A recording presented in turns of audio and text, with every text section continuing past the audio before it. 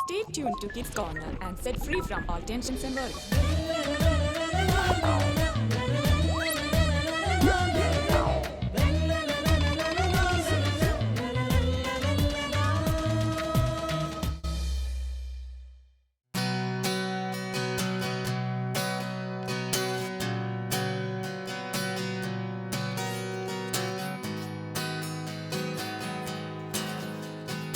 ഇന്നലെ നീ അമ്മേനായിട്ട് നല്ല വഴക്കായിരുന്നല്ല. പിന്നെ കളി വരാണ്ടിരിക്കും. എന്തുപറ്റി? നമ്മുടെ മാത്യുവിന്റെ വീട്ടിലുള്ള പ്ലേ സ്റ്റേഷൻ ഇല്ലേ, അത് ഒരെണ്ണം വാങ്ങണമെന്ന് ഞാൻ എൻ്റെ അമ്മേൻ്റെ അടുത്ത് പറഞ്ഞു. അത് കുറച്ച് കോസ്റ്റ്ലി അല്ലേ? കുറച്ച് കാശ് വരും, പക്ഷെ അതൊരു ഗംഭീര സാധനമല്ലേ. ആ മാത്യുവിന്റെ വീട്ടിലത് കണ്ടോടെ എനിക്ക് അതിൻ്റെ എപ്പോഴും അതിൻ്റെ ചിന്തയാ. എൻ്റെ അമ്മയുടെ കയ്യിൽ അത്ര പൈസ കാണില്ല, അല്ലെങ്കിൽ ഇത്ര കോസ്റ്റ്ലി ആയിട്ടുള്ള സാധനം പറഞ്ഞ് വഴക്കിടുന്നത് ശരിയല്ല.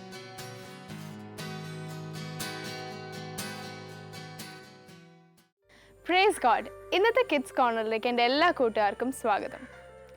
ഇന്ന് നമ്മൾ ആദ്യം അപ്പുക്കുട്ടൻ അമ്മയുമായി വഴക്കിട്ട കഥ കേട്ടു അല്ലേ? നമ്മുടെ വീടുകളിലും പലപ്പോഴും ഉണ്ടാകുന്ന ഒരു കാര്യമാണ്. പല കാര്യങ്ങൾക്കും വാശി പിടിച്ച് നമ്മൾ കരയാറുണ്ട്, വഴക്കിടാറുണ്ട് ഇല്ലേ? നമ്മൾ പലപ്പോഴും ഇപ്പോൾ അപ്പുക്കുട്ടൻ ചെയ്ത പോലെ പലപ്പോഴും ചിന്തിക്കാറില്ല അത് അത്രയും കോസ്റ്റ്ലി ആണെന്ന്. എന്നാൽ പോലും അതിന് വാശി പിടിച്ച് വഴക്കിടും. അപ്പോൾ ഇന്നത്തെ ഈ എപ്പിസോഡിൽ നമ്മൾക്ക് ഈ ഒരു ടോപ്പിക് സമ്പത്തിൻ്റെ ഉപയോഗത്തെക്കുറിച്ച് സംസാരിക്കാം. അപ്പോൾ നമുക്ക് ആദ്യം തന്നെ വചനവും സുകൃജപവും പഠിക്കാം. ഇന്നത്തെ വചനം ഇതാണ്. തിമോത്തിയോസ് എഴുതിയ 1-ാം ലേഖനം 6-ാം അധ്യായം 10-ാം വാക്യം. ധനമോഹമാണ് എല്ലാ തിന്മകളുടെയും അടിസ്ഥാന കാരണം. അപ്പം ഒന്ന് റിപ്പീറ്റ് ചെയ്യോ? ധനമോഹമാണ് എല്ലാ തിന്മകളുടെയും അടിസ്ഥാന കാരണം. ഓക്കെ, ഇനി സുകൃജപം. ദൈവമേ, സ്വർഗരാജ്യത്തിൽ സമ്പത്ത് കരുതി വയ്ക്കാൻ ഞങ്ങളെ അനുഗ്രഹിക്കണമേ. ദൈവമേ, സ്വർഗരാജ്യത്തിൽ സമ്പത്ത് കരുതി വയ്ക്കാൻ ഞങ്ങളെ അനുഗ്രഹിക്കണമേ. ഓക്കെ.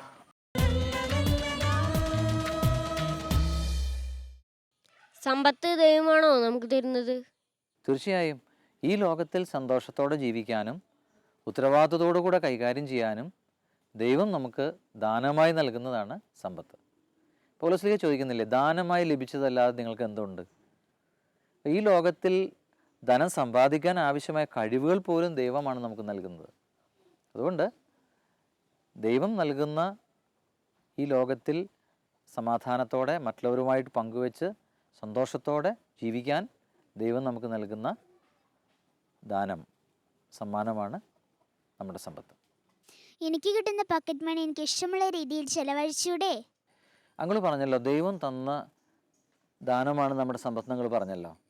അപ്പോൾ പോക്കറ്റ് മണി പോലും ആരാ നമുക്ക് തരുന്നത്?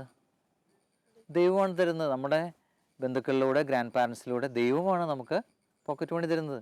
അപ്പോൾ പോക്കറ്റ് മണി ഉപയോഗിക്കുന്ന കാര്യത്തിൽ പോലും നമ്മൾ ദൈവത്തിൻ്റെ ഇഷ്ടം അന്വേഷിക്കണം കേട്ടോ. അപ്പോൾ വളരെ ചെറിയ കാര്യങ്ങൾക്ക്, മിഠായി വാങ്ങിക്കാനും അങ്ങനെയുള്ള കാര്യങ്ങൾക്ക് വേണ്ടി മാത്രമല്ല നമ്മൾ പോക്കറ്റ് മണി ഉപയോഗിക്കേണ്ടത്. വളരെ ഉത്തരവാദിത്തോടെ അത് കൈകാര്യം ചെയ്യണം. അത്യാവശ്യ കാര്യങ്ങൾക്ക് ഉപയോഗിക്കണം. ആവശ്യങ്ങൾ മാതാപിതാക്കളോട് ചോദിക്കണം, ഇത് ഇന്ന കാര്യത്തിന് ഉപയോഗിക്കാമെന്ന് അവരോട് ചോദിക്കണം. നിങ്ങൾ ഓർക്കുക, ഒരു പെൺകുട്ടി തനിക്ക് കിട്ടിയ പോക്കറ്റ് മണി ഒരു രോഗിയായി കിടക്കുന്ന ഒരു മനുഷ്യനെ സഹായിക്കാൻ ഉപയോഗിച്ചതിൻ്റെ ഒരു കാര്യം, അങ്ങനെ ഒരു സംഭവം ഉണ്ടായത് പത്രത്തിൽ വാർത്തയായിട്ട് വന്നിരുന്നു. അതുകൊണ്ട് ദൈവം നമുക്ക് നൽകുന്ന സമ്പത്ത് അത് ഉത്തരവാദിത്തത്തോടെ കൈകാര്യം ചെയ്യാൻ ദൈവം നമ്മളെ പരിശീലിപ്പിക്കുകയാണ്. കുഞ്ഞുനാളിൽ നിങ്ങൾക്ക് പോക്കറ്റ് മണി ദൈവം തരുമ്പോൾ നിങ്ങൾ എങ്ങനെയാണ് കാശ് ഉപയോഗിക്കുന്നതെന്ന് കാണാൻ ദൈവത്തിന് ആഗ്രഹമുണ്ട്. അതുകൊണ്ട് ധനത്തിൻ്റെ ഉപയോഗം അതീവ ശ്രദ്ധയോടെ വേണമെന്നാണ് വചനം നമ്മെ ഓർമ്മിപ്പിക്കുക.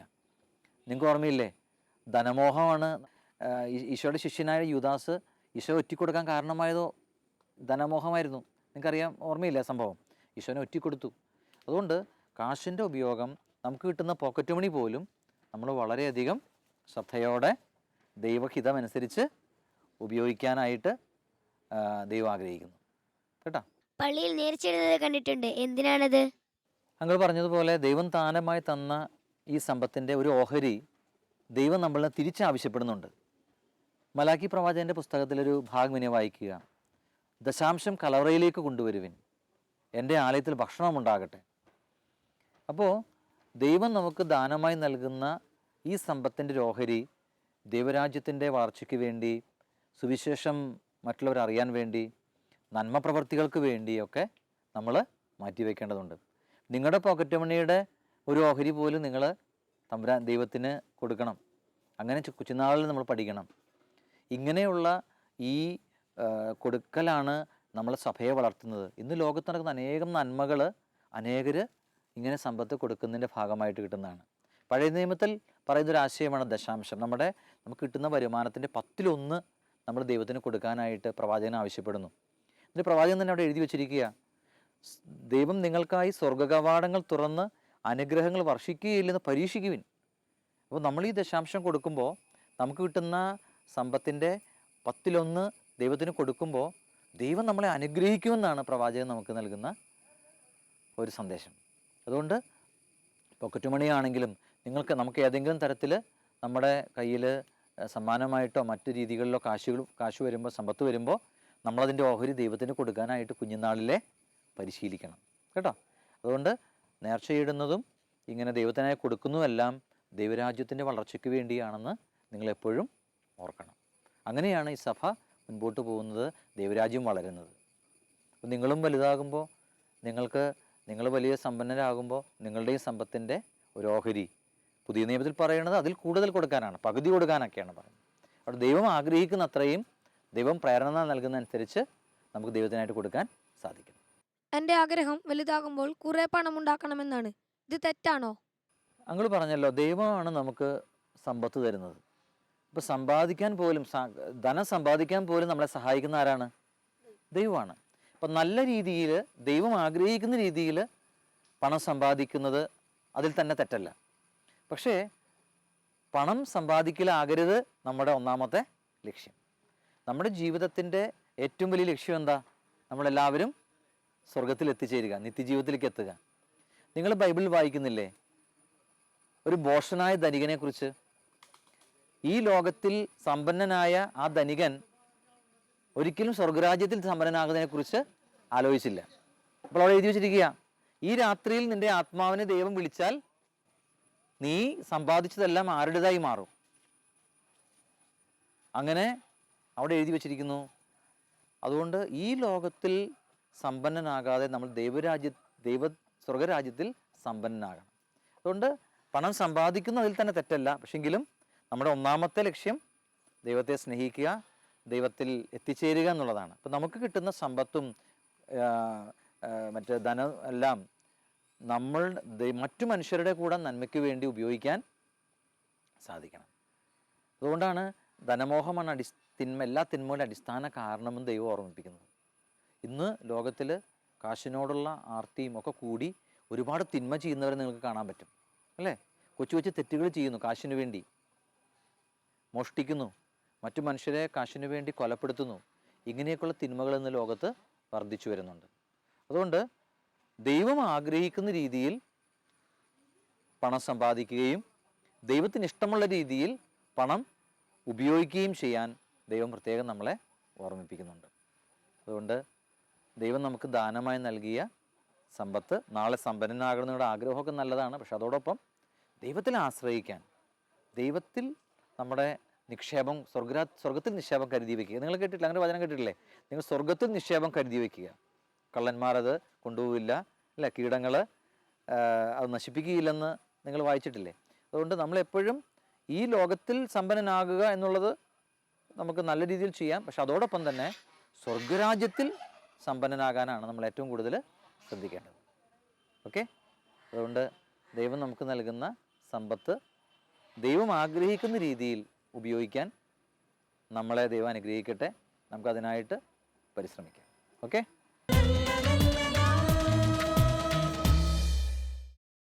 നമ്മൾ എന്ത് സാധനം മേടിക്കുന്നതിന് മുമ്പ് 3 കാര്യങ്ങൾ കൺസിഡർ ചെയ്യണം. എന്തൊക്കെയാണോ?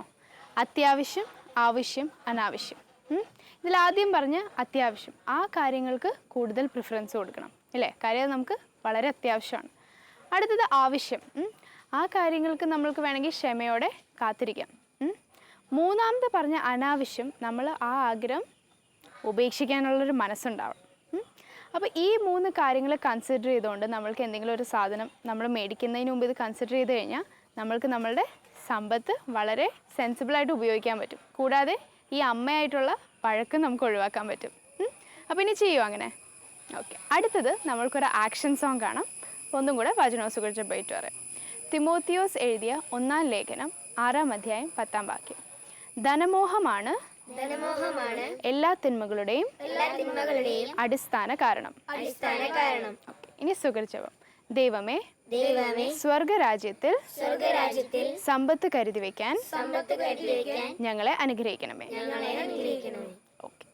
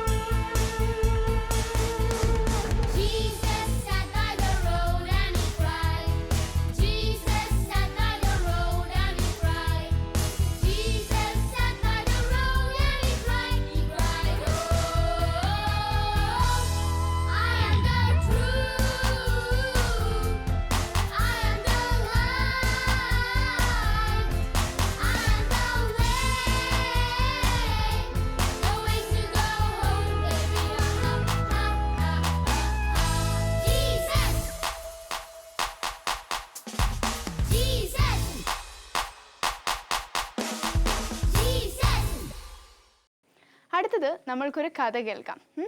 അമ്മാമ്മ ഇന്ന് നമുക്ക് പറഞ്ഞു തരാൻ പോകുന്ന വിശുദ്ധ ജൂലി ബില്ലാഡിൻ്റെ കഥയാണ്. ഇപ്പോൾ വചനം സുഖിച്ച പേറ്റ് പറയാം. തിമോത്തിയോസ് എഴുതിയ 1-ാം ലേഖനം 6-ാം അധ്യായം 10-ാം വാക്യം. ധനമോഹമാണ് എല്ലാ തിന്മകളുടെയും അടിസ്ഥാന കാരണം. നീ സുഹൃജപം.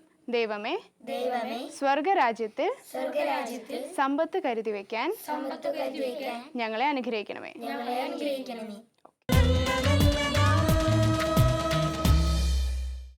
വിശുദ്ധ ജൂലി ബില്ലാഡിനെ കുറിച്ചാണ് ഇന്ന് ഞാൻ നിങ്ങളോട് പറയാൻ പോകുന്നത്. വിശുദ്ധ ദരിദ്രരുടെയും അശരണരുടെയും രോഗികളുടെയും മധ്യസ്ഥയാണ്. ഈ വിശുദ്ധ ജനിച്ചത് ഫ്രാൻസിലെ ഒരു കൊച്ചു ഗ്രാമത്തിലാണ്. മാതാപിതാക്കൾ വളരെ ദരിദ്ര കുടുംബത്തിലാണ് ജനിച്ചത്. മാതാപിതാക്കളുടെ ദാരിദ്ര്യം പക്ഷേ വിശ്വാസത്തിലും ദൈവസ്നേഹത്തിലും ഒത്തിരി സമ്പന്നരായിരുന്നു അവർ. ആകെ ഉണ്ടായിരുന്ന വരുമാനം ഒരു തുണിക്കടയായിരുന്നു. ഒരു ദിവസം ആ തുണിക്കടയിൽ നിന്ന് കള്ളന്മാരെല്ലാം മോഷ്ടിച്ചുകൊണ്ട് പോയി. അപ്പോൾ ജീവിക്കാനൊരു മാർഗവുമില്ലാതെ ഒരുപാട് കഷ്ടപ്പെട്ട്. അപ്പോൾ ഒരു ദിവസം ഈ മക്കൾ അപ്പനോട് ചോദിച്ച്, അപ്പം ഇനി നമ്മളെങ്ങനെ ജീവിക്കും? നമുക്ക് വരുമാനമൊന്നുമില്ലല്ലോ, നമ്മളെങ്ങനെ ജീവിക്കും? അപ്പോൾ അപ്പൻ പറഞ്ഞു, സർവ്വസമ്പത്തിൻ്റെയും ഉടമയായ കർത്താവ് നമ്മളെ സംരക്ഷിക്കും, അവിടെ നിന്ന് നമ്മളെ പോറ്റും. ആ ഒരു ധൈര്യത്തിൽ മക്കൾ വളർന്നു വന്നു. ആ ഇടയ്ക്ക് കൃഷിപ്പണി ആ പ്രദേശത്തുണ്ടായിരുന്നു. അപ്പോൾ അവിടെ ജോലിക്കാർ വളരെ കുറവായത് കാരണം അടുത്ത ഗ്രാമങ്ങളിൽ നിന്നൊക്കെ ആളുകൾ വന്ന് കൃഷിപ്പണി ചെയ്തുകൊണ്ടിരുന്നു. അപ്പോൾ ജൂലി മാതാപിതാക്കളോട് പറഞ്ഞു, ഞാനും ഈ പണിക്ക് പോവുകയാണെന്ന് പറഞ്ഞു. അപ്പോൾ അവർക്കത് അതിന് വിടാനായിട്ട് വളരെ വിഷമം തോന്നി. അപ്പോൾ അവൾ പറഞ്ഞ്, എൻ്റെ കൂടെ ഈശോ ഇല്ലേ, നിങ്ങളെന്തിനാണ് ഭയപ്പെടണത്, ഞാൻ ഈ ജോലിക്ക് പോകാം എന്ന് പറഞ്ഞ് അവരോടുകൂടി കൃഷിപ്പണി ചെയ്യാൻ തുടങ്ങി. കൃഷിപ്പണി ചെയ്യുന്നതിനിടയ്ക്ക് വിശ്രമ സമയത്ത് ഇവൾ ഈശോയെക്കുറിച്ച് ഈ പണിക്കാരോടൊക്കെ പറയുമായിരുന്നു. അപ്പോൾ അവർ പറയുകയാണ്, അത് കേൾക്കുമ്പോൾ, ഈശോയെ പറ്റി കേൾക്കുമ്പോൾ മനസ്സിന് നല്ല സന്തോഷവും നല്ല സമാധാനവും കിട്ടിയിരുന്നെന്ന്. പക്ഷെ അതിനകത്തൊരു സ്ത്രീ, എന്തിനും കുറ്റം പറയുന്ന ഒരു വഴക്കാളിയായ ഒരു സ്ത്രീ ഉണ്ടായിരുന്നു, ബെർത്ത എന്ന് പറഞ്ഞ സ്ത്രീ. അവൾക്ക് ഈശോയെ പറ്റി കേൾക്കണതേ ഇഷ്ടമല്ല. കാരണം എന്താണെന്നോ, അവൾക്ക് ആരുമില്ല, മാതാപിതാക്കളും ഇല്ല, സഹോദരങ്ങളും ഇല്ല, ആരുമില്ല. അവൾ ഏകാകിനിയായിട്ട് ജീവിക്കുകയാണ്. അപ്പോൾ ദൈവമാണ് ഇതൊക്കെ എടുത്തുകൊണ്ട് പോയതെന്നുള്ള ആ ഒരു ബോധ്യത്തിൽ ഈശോയെ തള്ളിപ്പറയുകയാണ്. അപ്പോൾ എപ്പോഴും ഇവളെ ഇങ്ങനെ ഉപദേശിക്കുമായിരുന്നു. ഒരിക്കലേ ഈ ബർത്തയ്ക്ക് മാരകമായൊരു അസുഖം പിടിപെട്ടു. ഈ അസുഖം പിടിപെട്ടതോടെ ഇവളെ കിടപ്പായി. ജൂലി ഇവളെ കാണാനായിട്ട് ചെന്നിട്ട് ദൈവത്തെപ്പറ്റി ഒരുപാട് സംസാരിച്ച്, ദൈവസ്നേഹത്തെപ്പറ്റിയും ദൈവസ്നേഹത്തിൻ്റെ അടയാളമാണ് രോഗമെന്നും നമ്മുടെ ജീവിതം ഇവിടെയല്ല, സ്വർഗരാജ്യത്തിന് വേണ്ടിയാണ് നമ്മൾ സഹിക്കേണ്ടതെന്നും ഈ സഹനം ദൈവത്തോട് ചേർത്ത് വെച്ചാൽ അത് വലിയ മഹത്വമാകുമെന്നും എല്ലാം ഇങ്ങനെ പറഞ്ഞു കൊടുത്ത്. അതോടുകൂടി ഇവൾക്ക് വലിയ മാനസാന്തരം ഉണ്ടായി. മാനസാന്തരത്തോടെ സമാധാനത്തോടെ മരിച്ച്. അങ്ങനെ ഒരു ആത്മാവിനെ അവൾ രക്ഷപ്പെടുത്തി. അത് കഴിഞ്ഞ് ഇവൾ ആ ഇടയ്ക്കാണ് ഒരു വലിയ വിപ്ലവം ആ നാട്ടിലുണ്ടായി, ഫ്രാൻസിൽ. ആ വിപ്ലവത്തിൻ്റെ സമയത്ത് വിശ്വാസികളെയൊക്കെ നിർദ്ദയം കൊന്നൊടുക്കലാണ് പട്ടാളക്കാരുടെ പണി. ഒരു ദിവസം അപ്പനെയും പിടിച്ചോണ്ട് പോയി. അപ്പനെ പിടിച്ചോണ്ട് പോയെങ്കിലും അപ്പൻ ദൈവത്തിൻ്റെ കൃപ കൊണ്ട് അതിൽ നിന്ന് രക്ഷപ്പെട്ടു പോന്നു. പക്ഷെ ആ ആഘാതം താങ്ങാൻ പറ്റാതെ ജൂലി 2 കാലും തളർന്ന നിലയിലായി, നടക്കാൻ പറ്റാത്ത അവസ്ഥയിലായി. അങ്ങനെ ഇരിക്കുമ്പോൾ ഇവൾക്ക് ഒരു കൂട്ടർ വന്ന് ഇവൾക്ക് ഒരു വീൽ ചെയറൊക്കെ കൊടുത്ത്, അവളുടെ ഭയങ്കരമായ തീഷ്ണതയിലാണ് ഈശോയെ പറ്റി പറയുന്നതും മറ്റുള്ളവർക്ക് ഈശോയെ കൊടുക്കുന്നതും. ഈ സന്തോഷം കണ്ടിട്ട് ഒരു പ്രഭു കുടുംബത്തിൽ ഇവരെ സഹായിക്കാൻ വേണ്ടി വന്നു. അപ്പോൾ ആ പ്രഭു ചോദിക്കുകയാണ്, ഇവളോട് ചോദിക്കുകയാണ്, നീ ഇതെങ്ങനെ ഇത്ര സന്തോഷവും ഇത്രയും തീക്ഷ്ണമായിട്ടുള്ള പ്രവർത്തനം ഇതെങ്ങനെ സാധിക്കണം ഈ അവസ്ഥയിലും? അപ്പോൾ അവൾ പറഞ്ഞ മറുപടി എന്താണെന്നോ, വളരെ രോഗിയായ ഒരു കുഞ്ഞിനെ തൻ്റെ അമ്മ പരിചരിക്കുന്നത് പോലെ, എപ്പോഴും കാത്ത് പരിചരിക്കുന്നത് പോലെ എൻ്റെ ഈശോ എപ്പോഴും എന്നെ കാത്ത് പരിപാലിക്കുന്നു. അതാണ് ഈ സന്തോഷവും ഈ സമാധാനവും, അതിൻ്റെയൊക്കെ അർത്ഥം അതാണെന്ന്. അങ്ങനെ ഇരിക്കുമ്പോഴാണ് ഒരു ദിവസം ഇവളുടെ ഈ തീക്ഷ്ണതയോടുകൂടിയുള്ള പ്രവർത്തനമൊക്കെ കണ്ടിട്ട് കുറേ പേര് ഇവളെ അനുകരിച്ച് ജീവിക്കാൻ തുടങ്ങി. അപ്പോൾ ഒരു 3 സ്ത്രീകൾ വന്നിട്ട് പറഞ്ഞ്, ഞങ്ങൾ നിൻ്റെ കൂടെ കഴിയാൻ പോവുകയാണ്, നമുക്ക് എന്തെങ്കിലുമൊക്കെ പ്രവർത്തിക്കണം ഈശോയ്ക്ക് വേണ്ടി. അപ്പോൾ പറഞ്ഞ്, ഞാനും അത് ആഗ്രഹിക്കുന്നുണ്ട്. അപ്പോൾ ഇവളുടെ ഗുരുവിനോട് ചോദിച്ച്, ഫാദർ തോമസിനോട് ചോദിച്ചു കഴിഞ്ഞപ്പോൾ അച്ഛൻ പറഞ്ഞ്, നല്ല കാര്യമാണത്. അങ്ങനെ ഒരു സഭ തന്നെ അവൾ സ്ഥാപിച്ച്. സഭ സ്ഥാപിച്ച് ഇത് എന്തിനു വേണ്ടി? പാവപ്പെട്ടവരെയും അനാഥരെയും വിധവകളെയൊക്കെ സംരക്ഷിക്കാൻ വേണ്ടിയുള്ള സഭ. നോട്ടർഡാം സിസ്റ്റേഴ്സ് എന്നാണ് ഇവരെ പറ്റി പറയുന്നത്. നോട്ടർഡാം സിസ്റ്റേഴ്സിൻ്റെ ആ സഭ അനേക സ്ഥലത്തിപ്പോൾ ഉണ്ട്. അവരുടെ ഉദ്ദേശം ഇത്രയല്ലേ, അതായത് ആരും ദരിദ്രരാകരുത്, ദാരിദ്ര്യം അനുഭവിക്കുന്നവരാരും ഉണ്ടാകരുത്. തന്നെയുമല്ല അവർക്ക് വേണ്ടിയാണ് ജീവിക്കേണ്ടത്. ഈശോ പറഞ്ഞിട്ടില്ലേ, ആദ്യം ദൈവത്തിൻ്റെ രാജ്യം അവിടുത്തെ നീതി അന്വേഷിക്കുക, അതോടൊപ്പം സർവ്വതും കൂട്ടിച്ചേർത്ത് തരുമെന്നല്ലേ അവിടുന്ന് പറഞ്ഞിരിക്കുന്നത്. അതനുസരിച്ച് ജീവിക്കുക. അതുപോലെ മറ്റുള്ളവർക്ക് വേണ്ടി, മറ്റുള്ളവരെ സഹായിക്കാൻ വേണ്ടി ദാരിദ്ര്യം അനുഭവിക്കുന്നവരെ, കൂടുതൽ അവശരായി കഴിയുന്നവരെയൊക്കെ സഹായിക്കുക. അതാണ് അവരുടെ മുദ്രാവാക്യം. അപ്പോൾ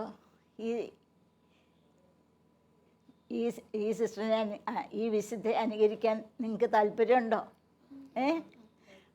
നന്നായിട്ട് പ്രാർത്ഥിച്ച് ഈ വിശുദ്ധയെ അനുകരിക്കുക. നമ്മളും പാവപ്പെട്ടവരെയൊക്കെ സഹായിക്കുക, പാവപ്പെട്ടവർക്ക് വേണ്ടി എന്തെങ്കിലുമൊക്കെ ചെയ്യാവുന്നത് ചെയ്യുക.